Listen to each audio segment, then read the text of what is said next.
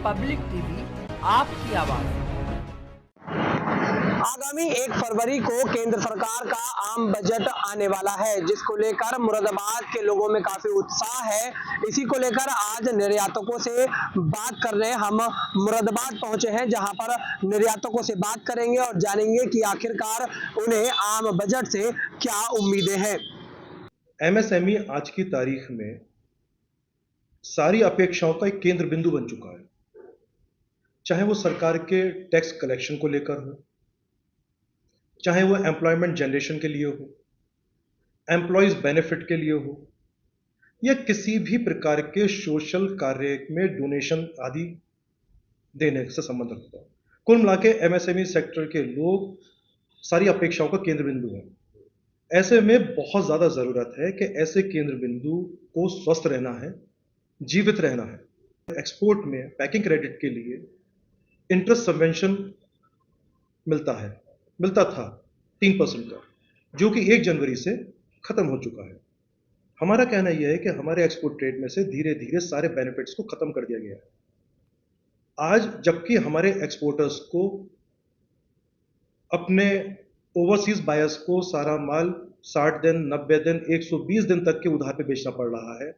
ऐसे में हमारे लिए बहुत ज़रूरी है कि हमें रियायती दरों पर क्रेडिट मिले बैंक से, जो कि अभी तक 3% के सबवेंशन के साथ में हमें उपलब्ध होता था। हमारे फाइनेंस मिनिस्टर इस सबवेंशन को जारी रखें, और जैसे कि ये हर 6 महीने में पहले ख़त्म होता है, फिर उसको दोबारा से जारी कर दिया जाता है, कोई ऐसा फीचर बनाए कि एक्सपोर्टर्स को इसके लिए चिंतित ना होना पड़े और ये परमानेंट सबवेंशन एक्सपोर्ट ट्रेड के लिए कर दिया जाए। आज हाउस होल्ड में सोलर एनर्जी लगाने पर सरकार की ओर से सब्सिडी दी जाती है। यही सब्सिडी यदि इंडस्ट्री पे सोलर एनर्जी लगाने पे दे दी जाए तो एक इंडस्ट्री 300, 400, 500 किलोवाट के सोलर प्लांट्स लगा सकती है और नेट मीटरिंग के द्वारा इतनी एनर्जी वापस ग्रिड को भेज सकती है कि सरकार को डैम या कोल जलाकर एनर्जी बनाने की शायद आवश्यकता ही ना पड़े। सब्सिडी देना संभव ना हो तो भले ही इंडस्ट्री को 0% इंटरेस्ट पर क्रेडिट दे दिया जाए, जिससे कि वो अपने बिजनेस में से कैपिटल निकालकर, पैसा निकालकर ये सोलर प्लांट ना लगाएं, उससे अपना व्यापार करें और 0% इंटरेस्ट पे अगर आपका ये क्रेडिट मिलता है उससे सोलर एनर्जी लगाएं। हमारे यहाँ लकड़ी के उत्पाद बहुत बनते हैं, मुरादाबाद में, सहारनपुर में, जोधपुर, जयपुर, सब जगह लकड़ी का बहुत अच्छा एक्सपोर्ट है। इस लकड़ी पर जिस समय जंगल से कटान होता है और लकड़ी खरीदी जाती है, उस समय खरीदार द्वारा एक मंडी शुल्क अदा किया जाता है। वो पूरा पेड़ खरीदते हैं और पेड़ की फिर चराई करके और ब्लॉक्स बना के फिर जब वो दोबारा रीसेल करते हैं और मुरादाबाद, सहारनपुर, जयपुर, जोधपुर जैसी मंडियों में जब ये दोबारा माल बिकने आता है, दोबारा ये मंडी शुल्क देना पड़ता है, जिससे अननेसेसरीली उसकी कॉस्ट बढ़ती है। कोई भी कर एक बार लगना चाहिए, लेकिन मंडी शुल्क 2 बार लग रहा है और उसके साथ में जीएसटी तो खैर लगता ही है। 45A जिसमें 45 दिन के अंदर पेमेंट करने का एक एमएसएमई के हित में निर्णय लिया गया हमारे फाइनेंस मिनिस्टर द्वारा।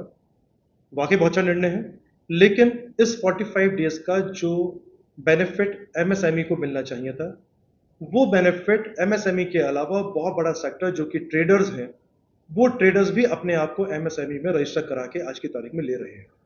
एक्सपोर्ट में सबसे ज़्यादा महत्वपूर्ण है ओशन फ्रेट, शिपिंग।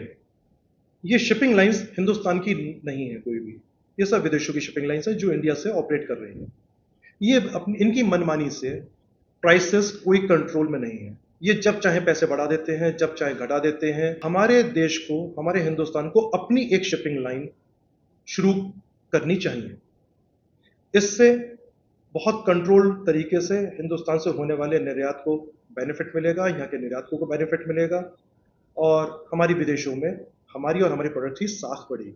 मुरादाबाद के वो निर्यातक जिन्हें निर्मला सीतारमण के आम बजट से बहुत ही ज्यादा उम्मीदें हैं और निर्यातकों ने निर्मला सीतारमण और केंद्र सरकार से मांग की है कि एमएसएमई को बढ़ावा देने के लिए जिस तरह से सरकार काम कर रही है, कहीं ना कहीं इस बार भी आम बजट में निर्यातकों के लिए काफी अच्छा साबित होगा और काफी उत्साह देखने को मिलेगा। तो वहीं जो निर्यातक हैं उनके लिए भी कहीं ना कहीं विभिन्न योजनाएं लागू की जाएंगी।